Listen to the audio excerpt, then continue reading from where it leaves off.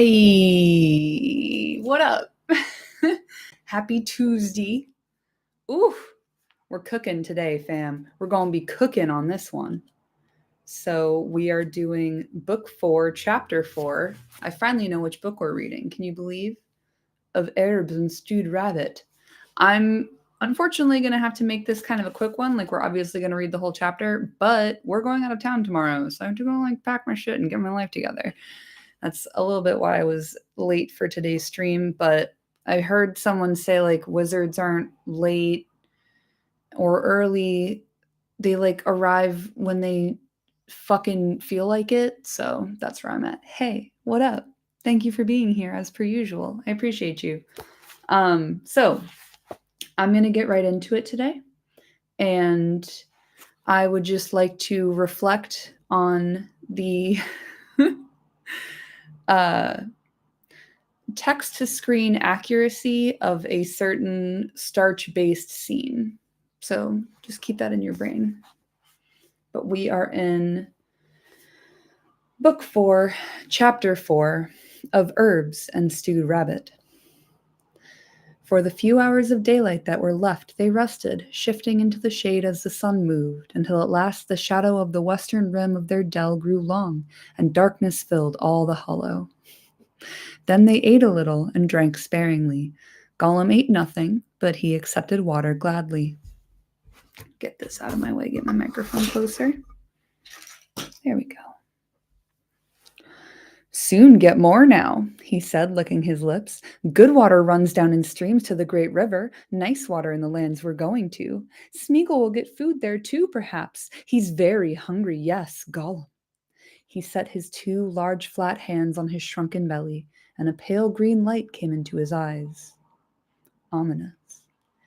The dusk was deep when at length they set out, creeping over the westward rim of the dell, and fading like ghosts into the broken country on the borders of the road.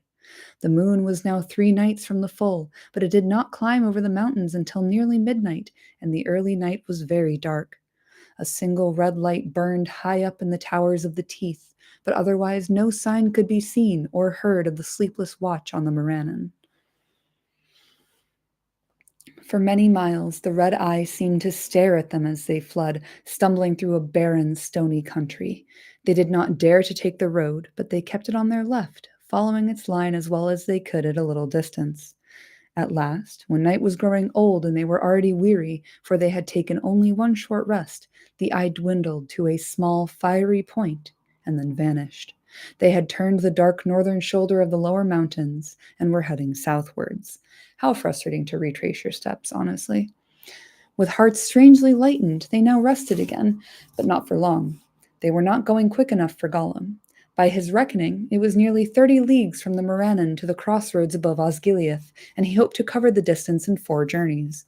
So soon they struggled on once more, until the dawn began to spread slowly in the wide grey solitude. They had then walked almost 8 leagues, and the hobbits could not have gone any further, even if they had dared. The growing light revealed to them a land already less barren and ruinous. The mountains still loomed up ominously on their left, but near at hand they could see the southward road, now bearing away from the black roots of the hills and slanting westwards. Beyond it were slopes covered with somber trees like dark clouds, but all about them lay a tumbled heathland, grown with ling and broom and cornel, and other shrubs that they did not know. Here and there they saw knots of tall pine trees. The hearts of the hobbits rose again a little in spite of weariness. The air was fresh and fragrant, and it reminded them of the uplands of the North Farthing, far away. It seemed good to be reprieved, to walk in a land that had only been for a few years under the dominion of the Dark Lord, and was not yet fallen wholly into decay. But they did not forget their danger, nor the black gate that was still all too near, hidden though it was behind the gloomy heights. They looked about for a hiding place where they could shelter from evil eyes while the light lasted.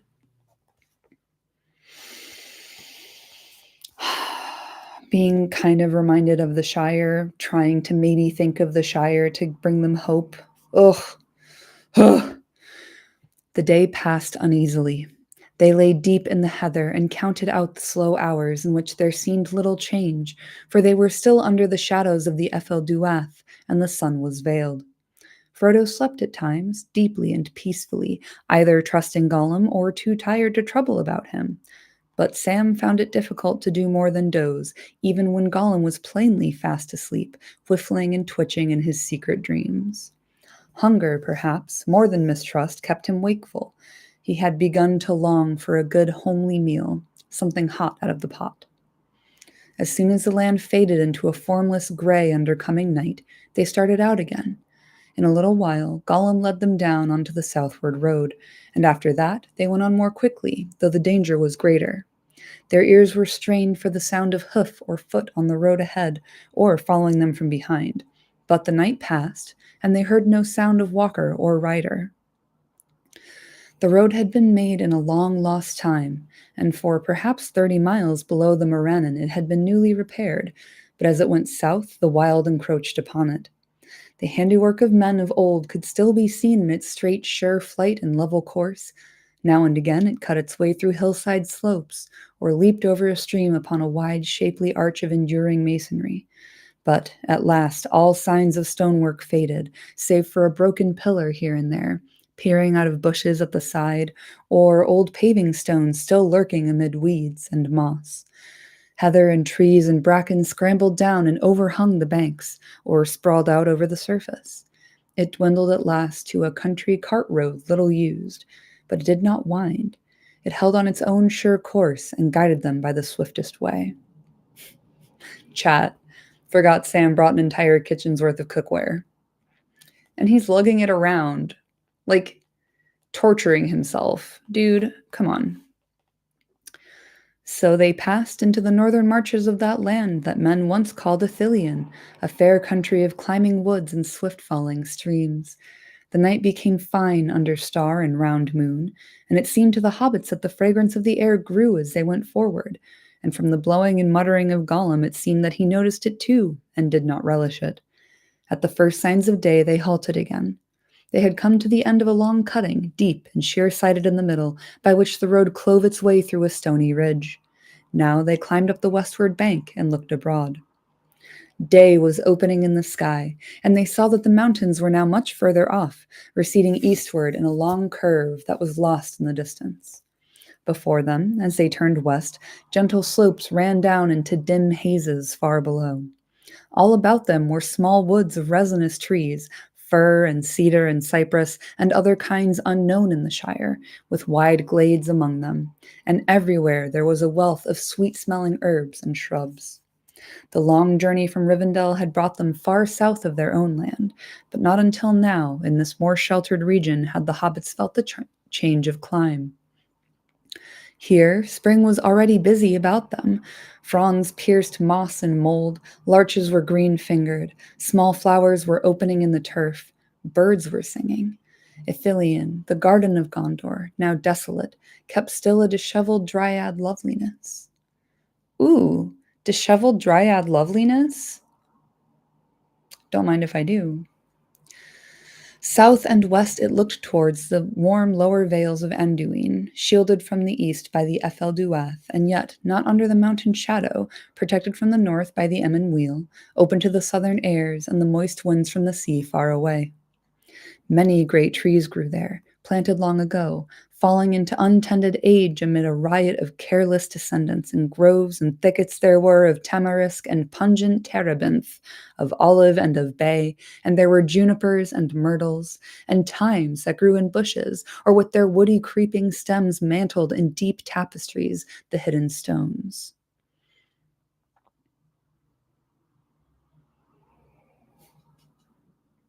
Sorry, this is one huge sentence with a lot of semicolons, and I'm gonna start over.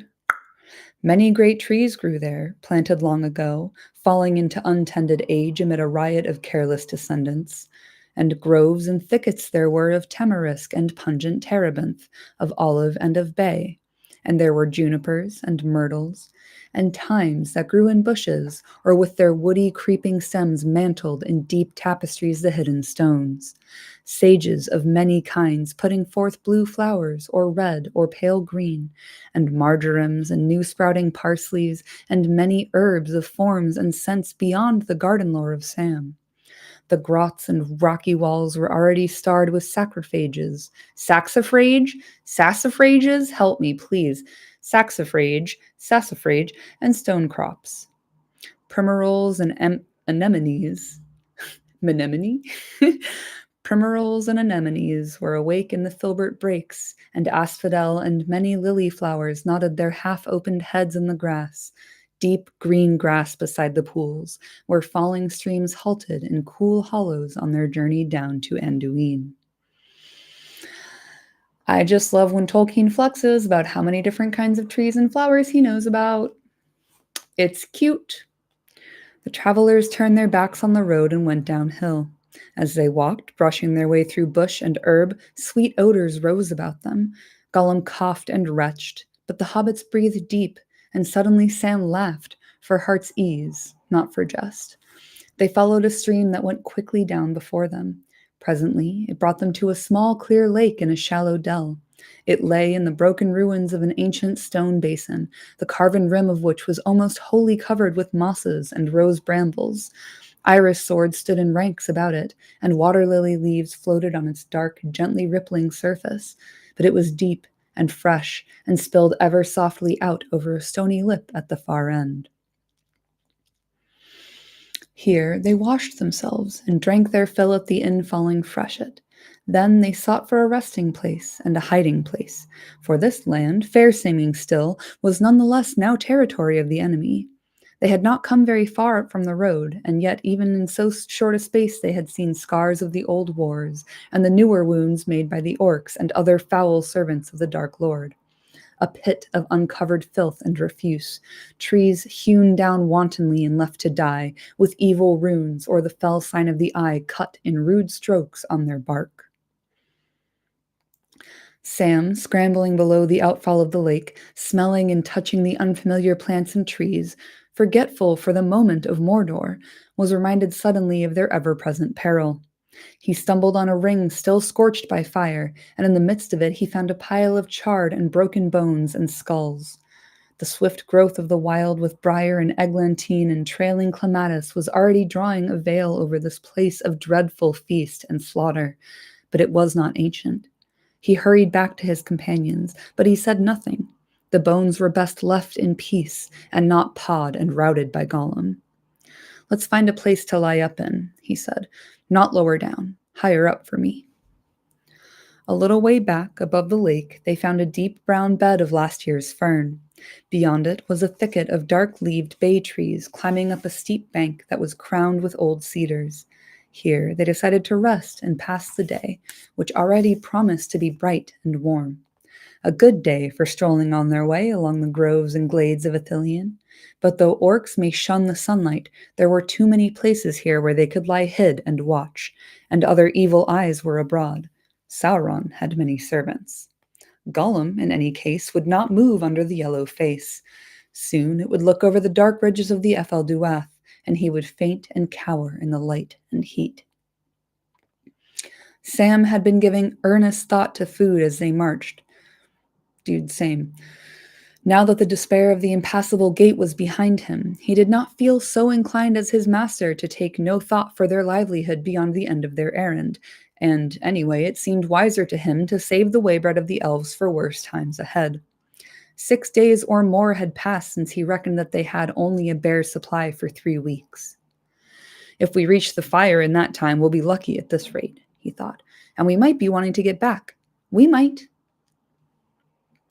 Besides, at the end of a long night march and after bathing and drinking, he felt even more hungry than usual. A supper or a breakfast by the fire in the old kitchen at Bagshot Row was what he really wanted. An idea struck him, and he turned to Gollum. Gollum had just begun to sneak off on his own, and he was crawling away on all fours through the fern. "Hi, Gollum," said Sam. "Where are you going? Hunting? Well, see here, old noser, you don't like our food, and I'd not be sorry for a change myself. Your new motto's always ready to help. Could you find anything fit for a hungry hobbit? Yes, perhaps yes, said Gollum. Smeagol always helps, if they asks nicely. Right, said Sam, I does ask, and if that isn't nice enough, I begs. Gollum disappeared. He was away some time, and Frodo, after a few mouthfuls of lembas, settled deep into the brown fern and went to sleep. Sam looked at him. The early daylight was only just creeping down into the shadows under the trees, but he saw his master's face very clearly, and his hands, too, lying at rest on the ground beside him. He was reminded suddenly of Frodo as he had lain asleep in the house of Elrond after his deadly wound. Then, as he had kept watch, Sam had noticed that at times a light seemed to be shining faintly within, but now the light was even clearer and stronger. Frodo's face was peaceful.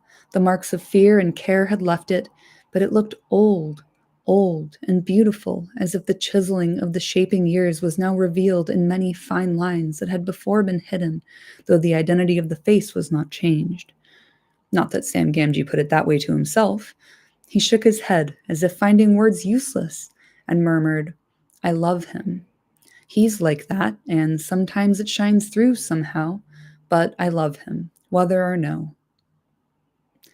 See? It's canon. All right? Won't hear otherwise. It's literally in the book, y'all. Love means different things, yada, yada, yada, but come on. Gollum returned quietly and peered over Sam's shoulder. Looking at Frodo, he shut his eyes and crawled away without a sound. Sam came to him a moment later and found him chewing something and muttering to himself. Staying in chat, and they were roommates. Oh my god, they were roommates. We'll have a little chat about that at the end.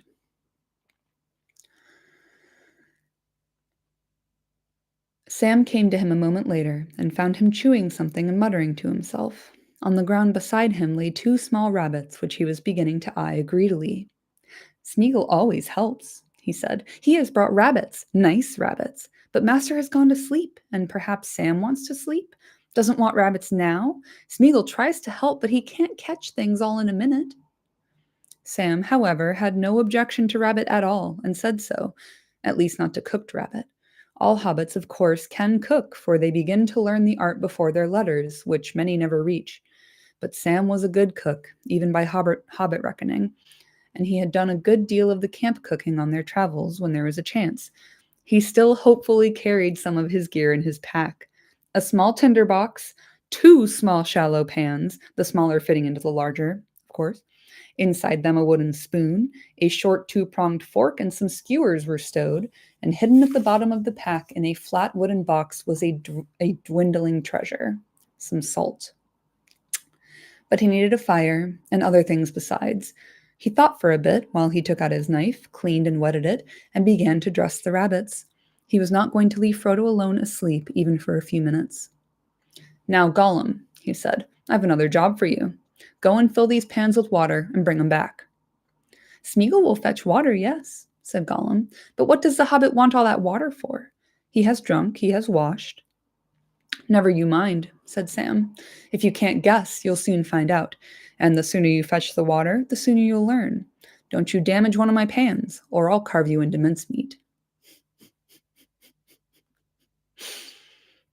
While Gollum was away, Sam took another look at Frodo. He was still sleeping quietly, but Sam was now struck most by the leanness of his face and hands. Too thin and drawn he is, he muttered. Not right for a hobbit. If I can get these conies cooked, I'm going to wake him up. Sam gathered a pile of the driest fern and then scrambled up the bank, collecting a bundle of twigs and broken wood. The fallen branch of a cedar at the top gave him a good supply. He cut out some turves at the foot of the bank, just outside the fern break, and made a shallow hole and laid his fuel in it. Being handy with flint and tinder, he soon had a small blaze going. It made little or no smoke, but gave off an aromatic scent. He was just stooping over his fire, shielding it and building it up with heavier wood, when Gollum returned, carrying the pans carefully and grumbling to himself. Unfortunately, Gollum is at times very adorable. He set the pans down and then suddenly saw what Sam was doing. He gave a thin, hissing shriek and seemed to be both frightened and angry. Ah!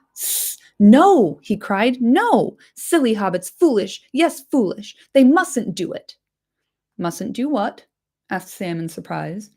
Not make the nasty red tongues, hissed Gollum. Fire! Fire! It's dangerous! Yes, it is! It burns! It kills! And it will bring enemies! Yes, it will! I don't think so, said Sam. Don't see why it should if you don't put wet stuff on it and make a smother. But if it does, it does. I'm going to risk it anyhow. I'm going to stew these conies. Stew the rabbits, squealed Gollum in dismay. Spoil beautiful meat Smeagol saved for you? Poor hungry Smeagol? What for? What for, silly hobbit? They are young, they are tender, they are nice. Eat them, eat them. He clawed at the nearest rabbit, already skinned and lying by the fire. Now, now, said Sam, each to his own fashion. Our bread chokes you, and raw coney chokes me. If you give me a coney, the coney's mine, see, to cook if I have a mind. And I have. You needn't watch me. Go and catch another and eat it as you fancy, somewhere private and out of my sight. Then you won't see the fire, and I shan't see you, and we'll both be the happier. I'll see the fire don't smoke, if that's any comfort to you. Chat. Smeagol's just a babby. Unfortunately, yes, sometimes he is just a babby. Smeagol's on that paleo diet. Deeply triggering. Unfortunately, for health reasons, I have to look into going like paleo adjacent, and it fucking sucks, dog. It sucks so bad. Like, Gollum can eat eggs. I can't eat eggs. Fucking obnoxious, honestly. But yeah, this is really hitting hard. Every time they mention bread, I'm like, God damn, I would really love to eat some bread right now. Gollum withdrew, grumbling, and crawled into the fern. Sam busied himself with his pans. What a hobbit needs with Coney, he said to himself, is some herbs and roots, especially taters, not to mention bread. Herbs we can manage, seemingly. In chat, Isaac, it's okay, dude. It's fine. It's like a choice I'm making, but it's fucking annoying. Like, I am a bread and pasta lady. Those are my two main food groups. So having gone gluten-free last year, it's an ongoing struggle, trust and believe. Like, I wonder if Lembas has gluten in it. That's where I'm at. That's how my brain is working now. Gollum, he called softly. Third time pays for all. I want some herbs. Gollum's head peeped out of the fern, but his looks were neither helpful nor friendly. A few bay leaves, some thyme, and sage will do, before the water boils, said Sam. No, said Gollum. Smeagol is not pleased, and Smeagol doesn't like smelly leaves. He doesn't eat grasses or roots, no, precious, not till he's starving or very sick, poor Smeagol. Smeagol'll get into real true hot water when this water boils if he don't do as he's asked, growled Sam. Sam will put his head in it, yes, precious, and I'd make him look for turnips and carrots and taters too if it was the time of year. I'll bet there's all sorts of good things running wild in this country. I'd give a lot for half a dozen taters. What up? Thank you for being here. I just want to show y'all the way that Sam speaks. Smeagol will as a contraction. Smeagolol. Smeagolol. Delightful. Smeagol won't go. Oh, no, precious, not this time, hissed Gollum.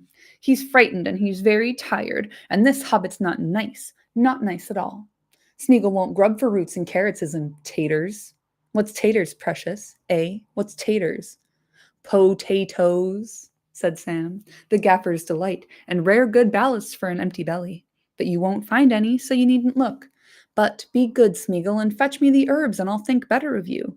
What's more, if you turn over a new leaf and keep it turned, I'll cook you some taters one of these days. I will. Fried fish and chips, served by S. Gamgee. You couldn't say no to that. Yes, we could. Spoiling nice fish, scorching it. Give me fish now, and I keep nasty chips. You're hopeless, said Sam. Go to sleep. Surprisingly, almost line for line from the text, that one in the movie. In the end, he had to find what he wanted for himself, but he did not have to go far, not out of sight of the place where his master lay, still sleeping. For a while, Sam sat musing and tending the fire till the water boiled. The daylight grew, and the air became warm. The dew faded off turf and leaf. Soon the rabbits cut up lay simmering in their pans with the bunched herbs. Almost Sam fell asleep as the time went by. He let them stew for close on an hour, testing them now and again with his fork and tasting the broth. When he thought all was ready, he lifted the pans off the fire and crept along to Frodo. Frodo half opened his eyes as Sam stood over him, and then he wakened from his dreaming. Another gentle, unrecoverable dream of peace. "Hello, Sam," he said. "Not resting? Is anything wrong? What is the time?" "About a couple hours after daybreak," said Sam, "and nigh on 8:30 by the Shire clocks, maybe." Another little anachronism there, the clock thing. "But nothing's wrong, though it ain't quite what I'd call right. No stock, no onions, no taters. I've got a bit of stew for you, and some broth, Mr. Frodo. Do you good. You'll have to sup it in your mug, or straight from the pan when it's cooled a bit. I haven't brought no bowls, nor nothing proper." Frodo yawned and stretched. "You should have been resting, Sam," he said, "and lighting a fire was dangerous in these parts. But I do feel hungry. Can I smell it from here? What have you stewed?" "A present from Smeagol," said Sam. "A brace of young conies, though I fancy Gollum's regretting them now. But there's not to go with them but a few herbs." Chat. "Yeah, you arrived just in time for the goated scene." He said the thing. Literally, again, potatoes. He doesn't say boil them, mash them, stick them in a stew, but he does say the thing about chips, which I think is very funny. So, like, okay, Isaac, you raise a good point. Weirdly, arguably not an anachronism, as they do have clocks in the Shire, question mark, which in The Hobbit, Bilbo has a clock in his house. But I think Tolkien realized, like, oh, they maybe don't have actual, like, mechanical clocks. Like, they do tell the time. Maybe it's a sundial situation, but I don't know if they actually have clocks. But clearly, like, the concept of the clock the concept of a clock exists because Sam's referencing Shire clocks. Like, obviously, they have calendars, and they clearly also have a way to tell the time because every time hobbits wake up, the first thing they ask is, "What's the time?" But yeah, sorry, people are paying me compliments. It distracts me every time. But yeah, I need to, like, go back and do some more reading about this because I just remember reading about Tolkien being like, "Well, damn it, I put, like, a clock in here and I probably shouldn't have." And I think he removed it in the later editions of The Hobbit that he kind of retconned to match up with Lord of the Rings. But I've been wrong many a time, and I'm probably wrong about this, so I'll have a look into it. Thank you, Isaac. I appreciate that. And thank you, Fresh Prince. I really appreciate it. I had so much fun. It was a really, really good time. And we talked for way longer than that episode is. So ask Matt to drop the extended cut.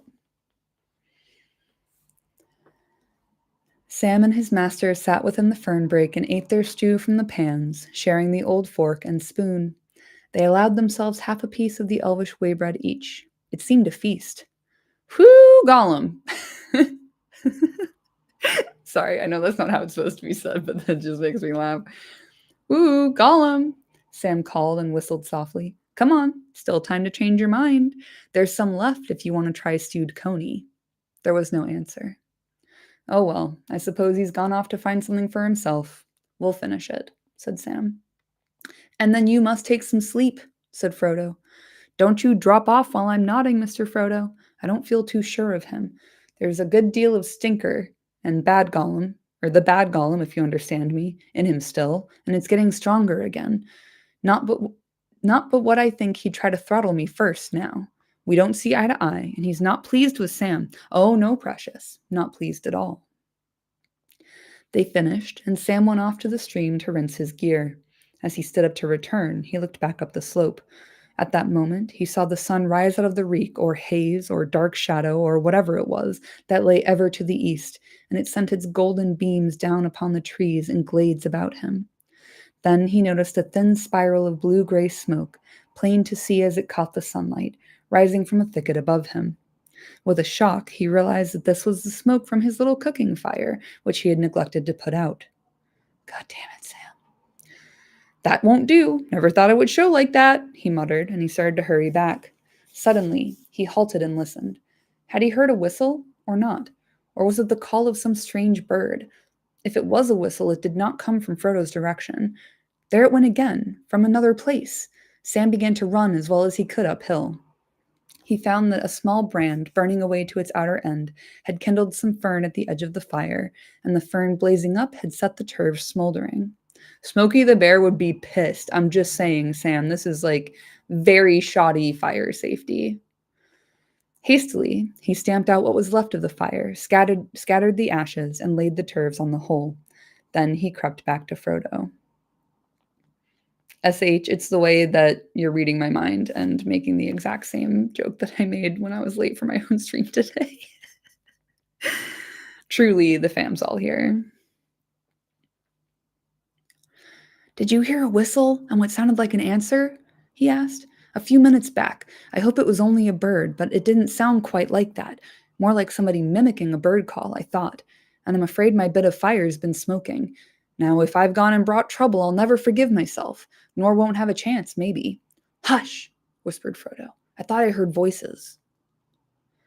The two hobbits trussed their small packs, put them on, ready for flight, and then crawled deeper into the fern. There they crouched, listening. There was no doubt of the voices. They were speaking low and furtively, but they were near and coming nearer. Then, quite suddenly, one spoke clearly close at hand. Here is where the smoke came from, it said. 'Twill be nigh at hand. In the fern, no doubt. We shall have it like a coney in a trap. Then we shall learn what kind of thing it is. Aye, and what it knows, said a second voice. At once, 4 men came striding through the fern from different directions.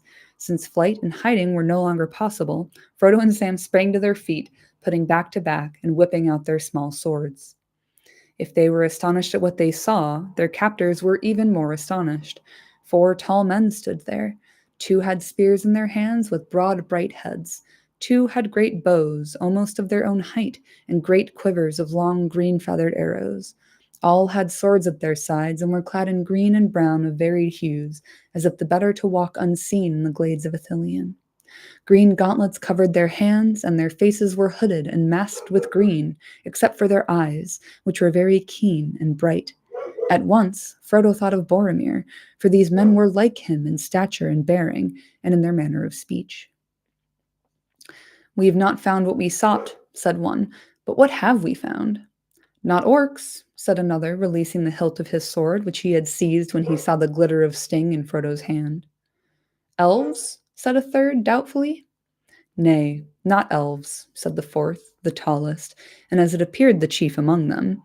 Elves do not walk in Ithilien in these days, and elves are wondrous fair to look upon, or so 'tis said. Meaning we're not, I take you? Said Sam. Thank you kindly. And when you finish discussing us, perhaps you'll say who you are and why you can't let 2 tired travelers rest? The tall green man laughed grimly.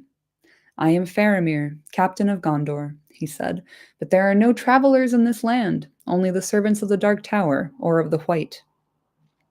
But we are neither, said Frodo, and travelers we are, whatever Captain Faramir may say. Then make haste to declare yourselves and your errand, said Faramir. We have a work to do, and this is no time or place for riddling or parleying. Come, where is the third of your company? The third? Yes, the skulking fellow that we saw with his nose in the pool down yonder. He had an ill-favored look. Some spying breed of orc, I guess, or a creature of theirs, but he gave us the slip by some fox trick. I do not know where he is, said Frodo. He is only a chance companion met upon our road, and I am not answerable for him. If you come on him, spare him. Bring him or send him to us. He is only a wretched gangrel creature, but I have him under my care for a while. But as for us, we are hobbits of the Shire, far to the north and west, beyond many rivers. Frodo, son of Drogo, is my name, and with me is Samwise, son of Hamfast, a worthy hobbit in my service. We have come by long ways, out of Rivendell, or Imladris, as some call it. Here Faramir started and grew intent. 7 companions we had. One we lost at Moria, the others we left at Parthgalen above Raros. 2 of my kin, a dwarf there was also, and an elf, and 2 men. They were Aragorn and Boromir, who said that he came out of Minas Tirith, a city in the south. Boromir, all the 4 men exclaimed. Boromir, son of Lord Denethor, said Faramir, and a strange stern look came into his face. You came with him? That is news indeed, if it be true. Know, little strangers, that Boromir, son of Denethor, was High Warden of the White Tower, and our Captain General. Sorely do we miss him. Who are you, then, and what had you to do with him? Be swift, for the sun is climbing. Are the riddling words known to you that Boromir brought to Rivendell? Frodo replied. Seek for the sword that was broken, in Imladris it dwells. The words are known indeed, said Faramir in astonishment. It is some token of your truth that you also know them. Aragorn, whom I named, is the bearer of the sword that was broken, said Frodo, and we are the halflings that the rhyme spoke of. That I see, said Faramir thoughtfully, or I see that it might be so. And what is Isildur's bane? That is hidden, answered Frodo. Doubtless it will be made clear in time.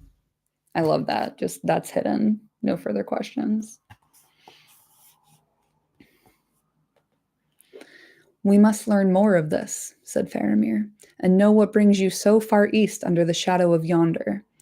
He pointed and said no name. But not now. We have business in hand. You are in peril, and you would not have gone far by field or road this day. There will be hard handstrokes nigh at hand ere the day is full. Then death or swift flight back to Anduin. I will leave 2 to guard you, for your good and for mine. Wise man trusts not to chance meeting on the road in this land. If I return, I will speak more with you. Farewell, said Frodo, bowing low. Think what you will. I am a friend of all enemies of the one enemy. We would go with you if we halfling folk could hope to serve you, such doughty men and strong as you seem, and if my errand permitted it. May the light shine on your swords. The halflings are courteous folk, whatever else they may be, said Faramir. Farewell. I love Frodo's flattery game. It's very sweet. And then chat. Faramir's boys all hyped to hear Boromir mentioned. Adorable. It's giving hive mind, like himbo hive mind. I kind of love it. Boromir, son of Denethor? No, the other Boromir. Right? I'm picturing the yellow pages of Gondor currently. How many listings are under Boromir? Anyway, the hobbits sat down again, but they said nothing to one another of their thoughts and doubts. Close by, just under the dappling shadow of the dark bay trees, 2 men remained on guard. They took off their masks now and again to cool them as the day heat grew, and Frodo saw that they were goodly men, pale-skinned, dark of hair, with gray eyes and faces sad and proud. They spoke together in soft voices, at first using the common speech, but after the manner of older days, and then changing to another language of their own. To his amazement, as he listened, Frodo became aware that it was the elven tongue that they spoke, or one but little different, and he looked at them with wonder, for he knew then that they must be Dunedain of the south, men of the line of the lords of Westerness. Another quick note. I really like that Frodo recognizes the men by how they speak. They sound kind of like Boromir. They the kind of timbre and tone of how they speak is similar. And then he also picks up on the language that they're using and the style of the language that they're using. Yeah, Tolkien said this book isn't about him, but it clearly very much is, all over the place. After a while, he spoke to them, but they were slow and cautious in answering. They named themselves Mablung and Damrod, soldiers of Gondor, and they were rangers of Ithilien, for they were descended from folk who lived in Ithilien at one time, before it was overrun. From such men the Lord Denethor chose his forayers, who crossed the Anduin secretly, how or where they would not say, to harry the orcs and other enemies that roam between the Ethel Duath and the river. It is close on 10 leagues hence to the east shore of Anduin, said Mablung, and we seldom come so far afield. But we have a new errand on this journey. We come to ambush the men of Harad. Curse them. Aye, curse the Southrons, said Damrod. 'Tis said that there were dealings of old between Gondor and the kingdoms of the Harad in the far south, though they were never friendship. In those days, our bounds were way south, beyond the mouths of Anduin and Umbar, the nearest of their realms, acknowledged our sway. But that is long since. 'Tis many lives of men since any passed to or fro between us. Now, of late, we have learned that the enemy has been among them, and they are gone over to him, or back to him. They were ever ready to his will, as have so many also in the east. I doubt not that the days of Gondor are numbered, and the walls of Minas Tirith are doomed, so great is his strength and malice. And yes, Himbo Hive Mind, they're called Mablum and Damrod. Damrod? Come on. But still, we will not sit idle and let him do all as he would, said Mablung. These cursed Southrons come now marching up the ancient roads to swell the hosts of the Dark Tower. Yea, up the very roads that craft of Gondor made. And they go ever more heedlessly, we learn, thinking that the power of their new master is great enough, so that the mere shadow of his hills will protect them. We come to teach them another lesson. Great strength of them was reported to us some days ago, marching north. One of their regiments is due by our reckoning to pass by, some time ere noon, up on the road above, where it passes through the Cloven Way. The road may pass, but they shall not while Faramir is captain. He leads now in all perilous ventures, but his life is charmed, or fate spares him for some other end. Chat, Isaac, you're just like full of gold today, dude. I used to have the Games Workshop minis of Mablung and Damrod because they were cheaper than Faramir himself. And I'm sure Faramir was cheaper than Boromir, if Denethor had anything to do with it.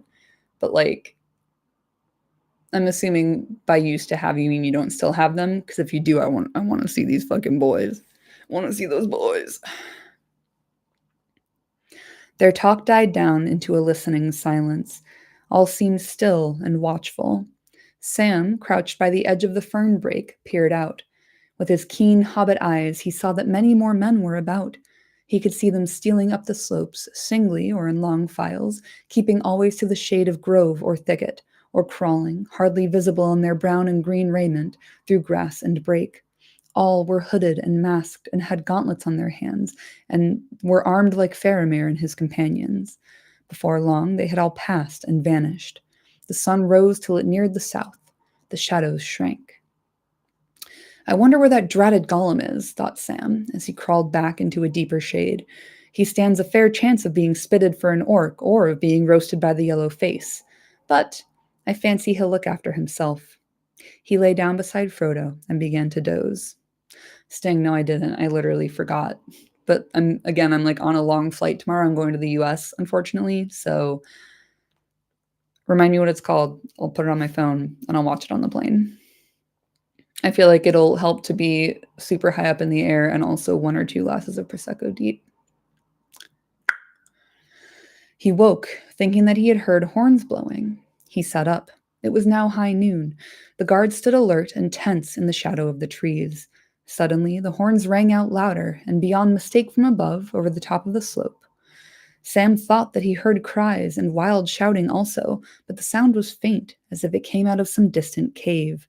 Then, presently, the noise of fighting broke out near at hand, just above their hiding place.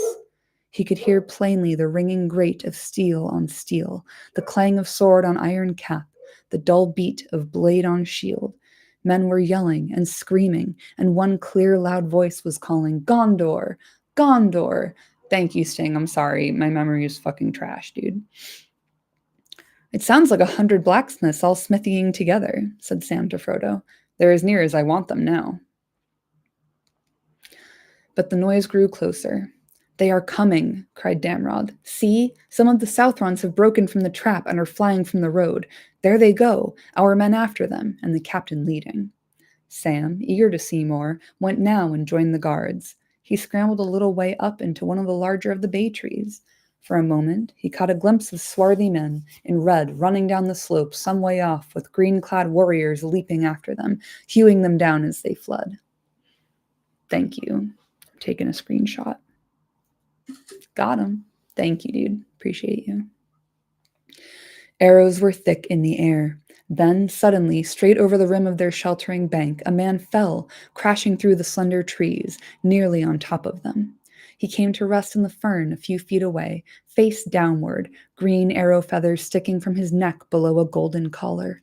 His scarlet robes were tattered, his corselet of overlapping brazen plates was rent and hewn, his black plaits of hair braided with gold were drenched with blood. His brown hand still clutched the hilt of a broken sword.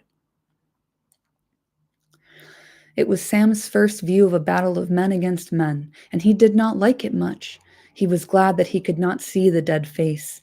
He wondered what the man's name was, and where he came from, and if he was really evil of heart, or what lies or threats had led him on the long march from his home, and if he would not really rather have stayed there in peace, all in a flash of thought which was quickly driven from his mind. For just as Mablung stepped towards the fallen body, there was a new noise. Great crying and shouting. Amidst it, Sam heard a shrill bellowing or trumpeting, and then a great thudding and bumping, like huge rams dinning on the ground.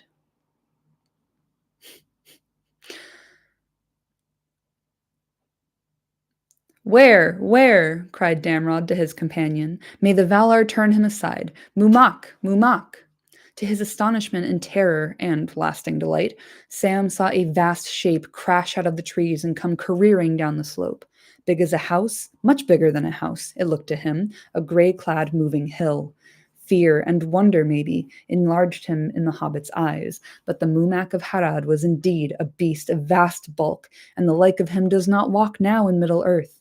His kin that live still in latter days are but memories of his girth and majesty. On he came, straight towards the watchers, and then swerved aside in the nick of time, passing only a few yards away, rocking the ground beneath their feet, his great legs like trees, enormous sail-like ears spread out, long snout upraised like a huge serpent about to strike, and his small red eyes raging. His upturned horn-like tusks were bound with bands of gold and dripped with blood. His trappings of scarlet and gold flapped about him in wild tatters. The ruins of what seemed a very war tower lay upon his heaving back, smashed in his furious passage through the woods, and high upon his neck still desperately clung a tiny figure, the body of a mighty warrior, a giant among the Swertings. On the great beast thundered, blundering in blind wrath through pool and thicket. Arrows skipped and snapped harmlessly about the triple hide of his flanks.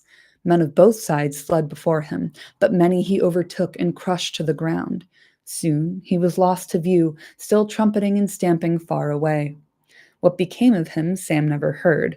Whether he escaped to roam the wild for a time until he perished far from his home, or was trapped in some deep pit, or whether he raged on until he plunged in the great river and was swallowed up.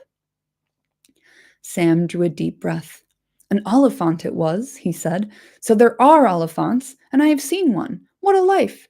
But no one at home will ever believe me. Well, if that's over, I'll have a bit of sleep. Sleep while you may, said Mablung, but the captain will return if he is unhurt, and when he comes, we shall depart swiftly. We shall be pursued as long as news of our deed reaches the enemy, and that will not be long. Go quietly when you must, said Sam. No need to disturb my sleep. I was walking all night. Mablung laughed. I do not think the captain will leave you here, Master Samwise, he said, but you shall see. End of that chapter. Oh my god, chat, what are we talking about? Everybody wants to play fucking tabletop Lord of the Rings. There's another documentary. Let me take another screenshot. That's hilarious. I'll try and watch both.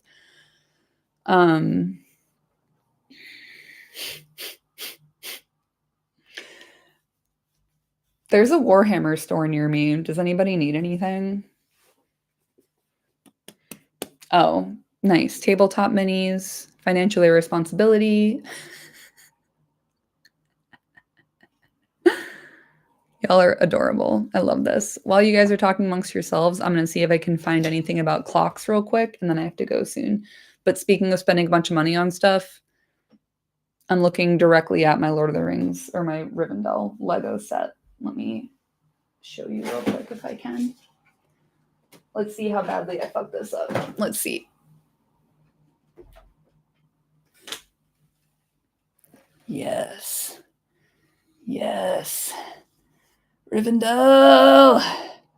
Yes! And a Rogue Printco patch. But yes. my Rivendell. I need to find somewhere else to display it because it's like 360. It's so detailed and wonderful. But yeah, my very favorite. I love that fucking thing. So fun to build, so detailed, great fun. My only gripe, why is there Lembas in Rivendell? Why are you going to put all that effort in and do such an adorable, wonderful set and have it be so detail oriented, but then have Lembas bread in Rivendell? Don't have time. All right, let me see. Where's my book of letters?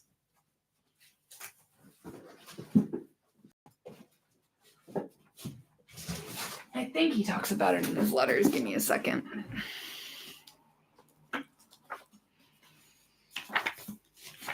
Call me Coldplay the way I'm talking about clocks.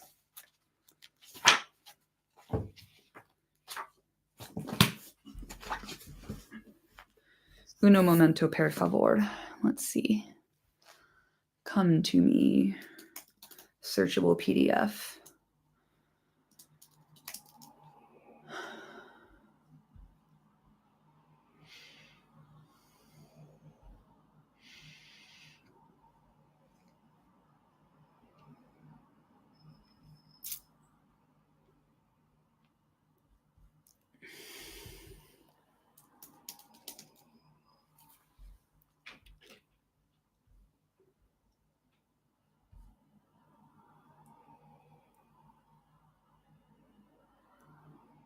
Let's see.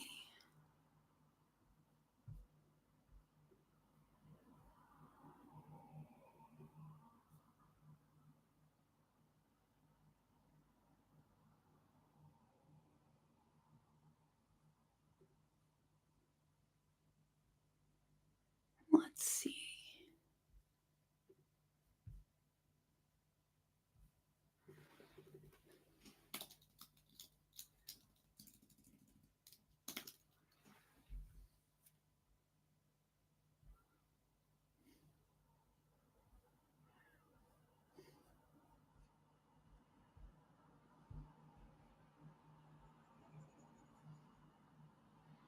All right.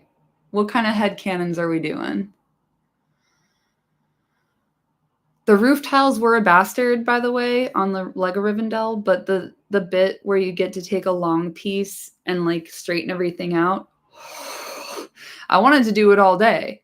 Like, just give me one of those. Just give me that. I'll be super happy. Lothlorien people visited Rivendell. Arwen spent a lot of time in Lorien in her youth. She probably knows the recipe. Cultural exchange elves. Writing fanfic about Lembas getting to Rivendell right now. It's probably a family recipe Galadriel passed down to her. You're not wrong. Nobody's wrong here.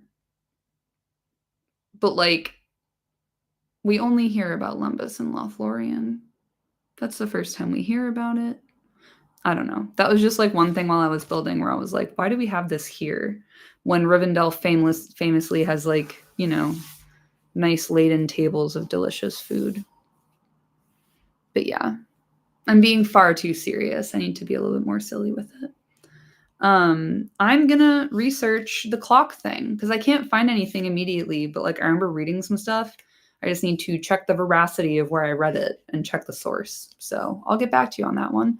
And I will get back to streaming next week when I'm back from this trip that I have to go finish packing for.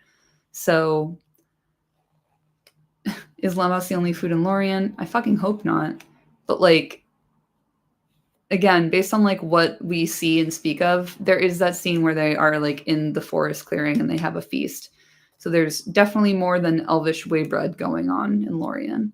But also, if they had Lembas and Rivendell, why didn't Elrond give everyone some? I have some fucking questions. I have questions I need answering, all right? But yeah, I will look into the clock thing when I have time while I'm away. And I very much look forward to continuing next week. What do we have next week? We have The Window on the West. Lovely. And that's quite a long chapter. So I'm looking forward to that one. I will be jet lagged for that stream. So get ready for that. Oof, it's going to be rough. But I pledge to do it. As long as my flight arrives when it's supposed to and when it means to, I will be back with you next Tuesday. It'll be Tuesday or Wednesday. I'll try and make it Tuesday. I'm enjoying the consistency of having it be the same day and kind of the same time every week. And thank y'all for coming early today. I appreciate it. But yeah, also when I'm back, I'm finishing up another video that I'm going to drop. And then I have a bunch of like shorter ones. Like maybe I'll make one about the clock thing, and maybe I'll see if I can figure anything out about Lembas canonically. And I have one about Entwives in me, and I really want to push a bunch of stuff out before the end of the year. Fresh Prince, you will be missed. I hope everyone has a lovely week, and I will see y'all when I'm back. And yeah, be good. And, don't light any fires. If you're going to light a fire, do it safely. Create a ring of stones like Smokey the Bear taught us to. Don't be like Samwise, okay? Like, let's be safe about this. No one needs to see the smoke. We don't want to invite any unkind eyes. But yeah, thank y'all again. I really love when everyone shows up in chat and like hangs out. It really makes my heart sing. So yeah, love y'all. I'll see you next time. Bye-bye. Bye-bye now. Bye-bye.